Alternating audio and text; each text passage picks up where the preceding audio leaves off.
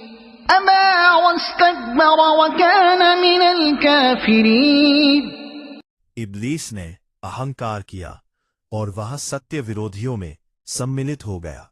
क्या अल्लाह के सामने तर्क लॉजिक से बात करना अपराध है? नहीं, अपराध तर्क करना नहीं है। अपराध है ईश्वरीय आदेश को अस्वीकार करने के लिए तर्क को ढाल बनाना। प्रमाण 1, कुरान तर्क, बुद्धि और विवेक को प्रोत्साहित करता है। कुरान सूरह बकरा सूरह नंबर 2 और आयत नंबर 44। क्या तुम बुद्धि से काम नहीं लेते? सूरह आल ए इमरान सूरह नंबर 3 और आयत नंबर 190। निश्चय ही आकाशों और पृथ्वी की अद्भुत रचना में तथा रात्रि और दिन के निरंतर परिवर्तन में उन विवेकशीलों के लिए गहरे संकेत निहित है जो केवल देखते नहीं बल्कि बुद्धि से भी मनन करते हैं। यदि तर्क स्वयं अपराध होता तो कुरान बार बार विवेक, चिंतन और मनन की बात न करता। प्रमाण 2, पैगंबरों ने ईश्वर से प्रश्न किए और दोषी नहीं ठहराए गए। इब्राहिम अलैहिस्सलाम सूरह बकरा सूरह नंबर 2 और आयत नंबर 260।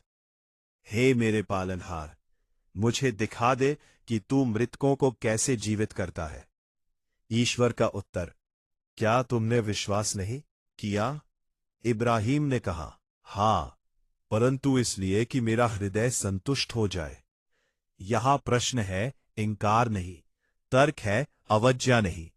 प्रमाण 3, फरिश्तों ने भी प्रश्न किया। सूरह बकरा सूरह नंबर 2 और आयत नंबर 30। क्या तू पृथ्वी में ऐसे को बनाएगा जो वहां उपद्रव करेगा और रक्त बहाएगा?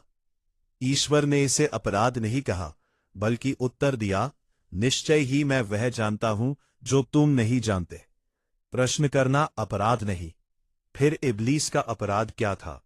सूरह अल आराफ सूरह नंबर 7 और आयत नंबर 12। ईश्वर ने कहा, तूने आदेश के समय सजदा क्यों नहीं किया? इब्लीस ने कहा, मैं उससे श्रेष्ठ हूं।